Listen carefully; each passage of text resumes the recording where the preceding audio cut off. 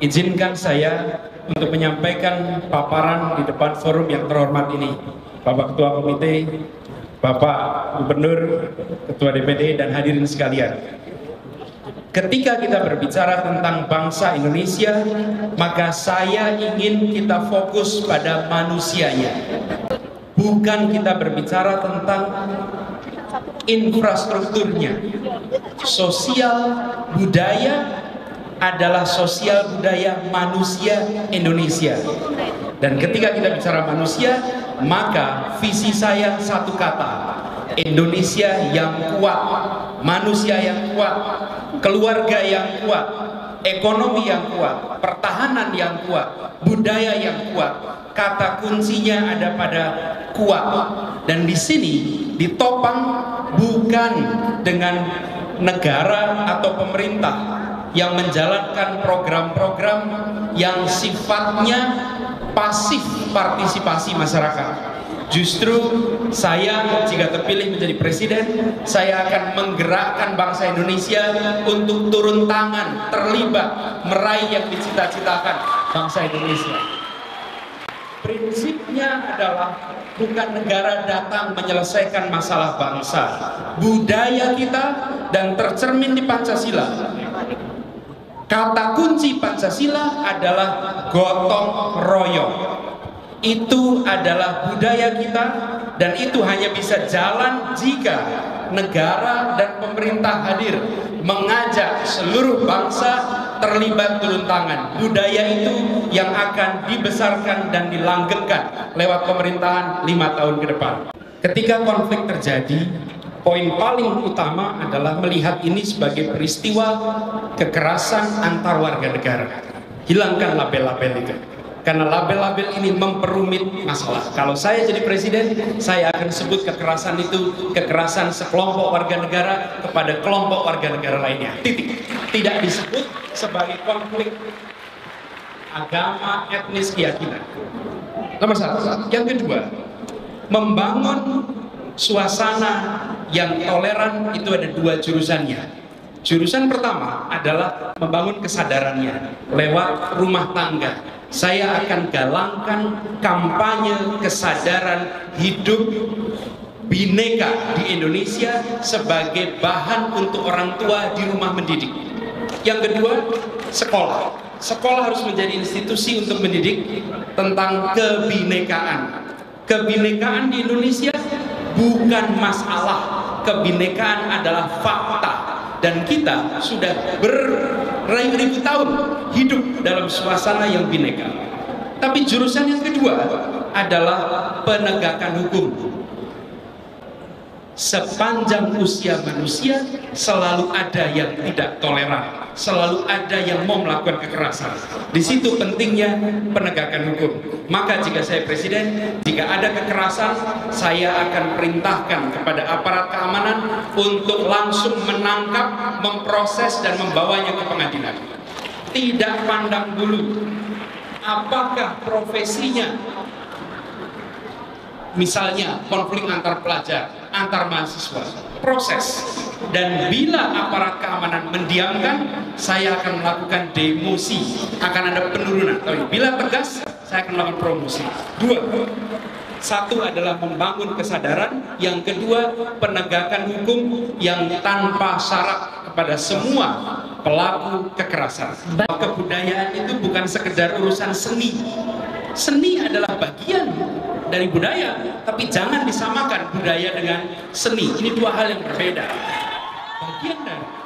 Nah, saya kalau menjadi presiden, maka saya ingin berikan ruang bagi budaya itu tumbuh. Budaya itu tumbuh lewat apa?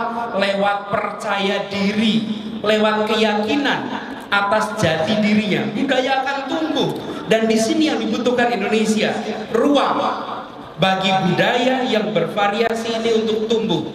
Dan di sini saya ingin garis bawahi kenapa banyak budaya-budaya bisa mewarnai dunia. Karena mereka begitu yakin atas nilai yang dibawa. Indonesia memiliki potensi yang luar biasa. Yang dibutuhkan adalah ruang bagi dia untuk tumbuh dan mewarnai dunia. Sebagai presiden, saya akan berikan ruang itu seluas-luasnya. kita menanggapi pertanyaan komentar. Jadi saya akan tanggapi, silakan ya, supaya kita konsisten. Moderatornya juga harus konsisten, boleh diawasi juga kan ya. Jadi saya komentar gitu. Karena kalau tidak nanti tidak jalan sesuai alurnya. Nah, begini, ketika berbicara menempatkan pasukan di pulau-pulau terdepan, tidak ada sedikit pun pertanyaan bagi kita mengapa itu dilakukan. Itu memang harus dikerjakan, apalagi akhir-akhir ini ada sinyal-sinyal tak nyaman dari tetangga kita. Posisi kita harus tegas.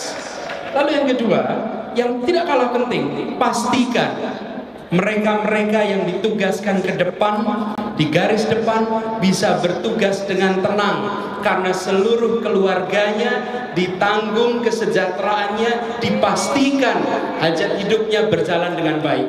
Saya akan konsentrasi betul soal peningkatan kesejahteraan prajurit-prajurit kita, karena pada mereka kita titipkan tugas-tugas yang kita semua mau tahu beres. Mereka yang berada di ujung depan menjalankan yang sulit-sulit, yang berat-berat. Bagian kita menanggung kesejahteraan keluarganya agar mereka bisa menjalankan tugas dengan baik. Dan sebagai presiden saya akan gariskan bahwa berjuang bukan pengorbanan. Berjuang adalah sebuah kehormatan. Konsepnya berbeda sama sekali. Ketika Anda dipanggil untuk terlibat dalam sebuah perjuangan, Anda tidak perlu diberi kompensasi karena Anda mendapatkan kehormatan atas nama kita semua berjuang untuk republik ini. Kiriman pesan seperti itu yang harus dibawa oleh seorang pemimpin. Di depan sini semuanya terlibat perjuangan politik, Pak Karo. Dan sebagai perjuangan politik mereka memandangnya sebagai kehormatan. Karena itu 0 rupiah. Dan ini yang ingin kita kirimkan, pesan itu kepada seluruh rakyat Indonesia. Perjuangan mempertahankan republik ini adalah sebuah kehormatan. Karena itu ambil kehormatan itu sebagai perjuangan semesta untuk Indonesia yang lebih baik. Ketika program yang muncul di televisi bermasalah, tak mendidik, maka jangan cepat-cepat bicara sebatas medianya. Jika saya presiden, saya akan minta buatkan daftar sponsor-sponsor program yang tak mendidik. Lalu saya akan panggil semuanya. Kalian menggunakan media televisi untuk mengkampanyekan program yang tak mendidik. Saya atas nama bangsa Indonesia ingin kalian sadar, ubah itu. Biayai program yang mendidik, bukan biaya yang tidak mendidik. Jadi bukan diam saja, bukan menyalahkan medianya, ada sebuah proses di situ. Dan sumber paling besar adalah mereka yang mendanai. Dan mereka yang mendanai panggil, mereka juga punya hati. Tanyakan, Anda ingin anak-anak kalian, cucu-cucu kalian menonton program seperti ini? Jika tidak mau, hentikan sponsor untuk program-program yang tak mendukung budaya Indonesia. Ya. Mendorong untuk kita menggunakan produk dalam negeri itu memerlukan lebih dari slogan dan papan-papan undangan untuk menggunakan dalam negeri. Yang diperlukan justru keteladanan, dan dimulainya dari mana? Pemimpin, presiden, kabinet, seluruh aparatus pastikan menggunakan produk dalam negeri seluruhnya. Dan ini harus dijalankan sebagai sebuah gerakan. Kalau gerakan itu apa? Pakai contoh. Ajak private sector, ajak komunitas third sector untuk semua terlibat di dalam penggunaan produk dalam negeri. Yang kedua yang tidak kalah penting adalah kualitasnya sendiri. Tidak bisa kita memasuki era baru nanti mengandalkan kualitas produk dalam negeri yang kalah dari luar dan terus-menerus mengatakan harus pakai produk dalam negeri. Saya malah menganjurkan untuk kita tingkatkan standar itu, tuntutannya ditinggikan. Dengan begitu maka kita menggunakan produk dalam negeri tetapi juga kualitasnya tak kalah dari produk internasional. Indonesia yang bineka. Saya ingin garis bawahi, fokus kita bukan soal konflik. Saya ingin tegaskan bahwa kedamaian tidak ditandai dengan tiadanya konflik. Kedamaian ditandai dengan hadirnya rasa keadilan. Itu yang akan menjadi konsentrasi, bukan menghilangkan konflik, tapi menghadirkan rasa keadilan. Dan ini artinya kesejahteraan dan keadilan dibereskan bersama-sama, sehingga yang disebut sebagai ketimpangan itu bisa tidak lagi menjadi pemandangan umum. Yang kedua, Republik ini hadir dengan semangat gotong royong. Mari kita terus dorong semangat gotong royong ini dengan cara melihat masalah yang ada di Indonesia sebagai masalah kita. Kita miliki masalah itu, lalu kita sama-sama terlibat menyelesaikan masalah. Dan di sini berjuang, terlibat, jangan pernah, saya katakan ulang, dianggap sebagai pengorbanan, tapi jadikan sikap untuk turun tangan, sikap untuk terlibat sebagai sebuah kehormatan. Dan ini yang harus dikembalikan di Indonesia kita. Terima kasih.